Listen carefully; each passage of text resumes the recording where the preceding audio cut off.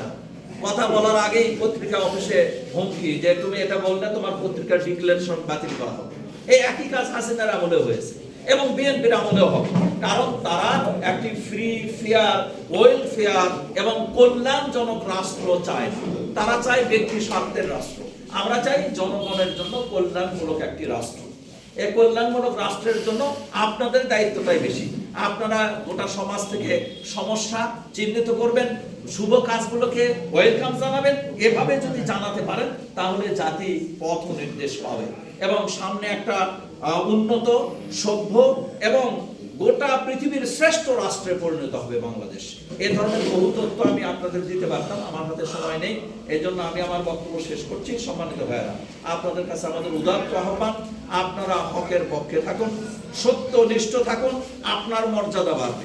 আর আপনি যদি সত্যকে বিপরীত করেন, সত্যকে পাল্টিয়ে দেন, আপনি জালেম হবেন। আর জালেম হওয়ার কারণে আপনি নিজেই একটা বিপদে পড়ে যাবেন।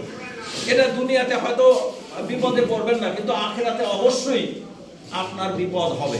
কারণ এই বিপদ থেকে উদ্ধার পাওয়ার জন্য জামাত ইসলামের সকল মানুষকে জান্নাতের একটি পরিবেশে নিয়ে আসার জন্য, আমাদেরকে জান্নাতি মানুষ হিসেবে পথ চলার জন্য সহযোগিতা করবে, আমাদেরকে সার্বিকভাবে সাহায্য করবে। আমরা চাই এই সমাজে কেউ অন্যায়, অবিচার, জুলুম, শোষণ, নির্যাতন করবে না। ঘুষ, দুর্নীতি, মদ, জুয়া, জিনা চলবে না, যেটা গোটা মানব জাতির জন্য অভিশাপ। এই অভিশাপ থেকে আমরা বাঁচিয়ে একটি সাফল্যজনক, একটি মানে কাঙ্ক্ষিত, একটা কাম্য, সুন্দর একটি বাংলাদেশ চাই। এজন্য আমরা আমাদের প্রার্থীকে দিয়েছি। উনি সত্য, ন্যায়, সত্যের পক্ষে।